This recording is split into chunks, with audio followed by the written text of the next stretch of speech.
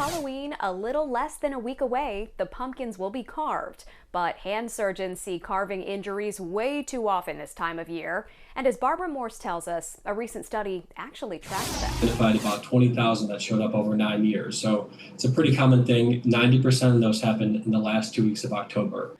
And it's mostly children between the ages of 10 and 19. It's really tempting to take that really large butcher knife and kind of say, oh, this will be easy. Until You either drive it through the pumpkin and through the other side into your hand, or it slips off the pumpkin and it lacerates the hand.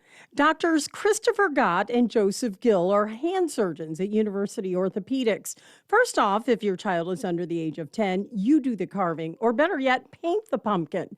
For those 10 and older, These small kits are great. You can cut yourself. They're not foolproof, but you have to work a lot harder. You would open up a small area, and then you can use these variable size blades to kind of make your way across the top. Again, not super sharp, but sharp enough to open up the top of the pumpkin. if you or your child gets cut, tend to it as quickly as possible.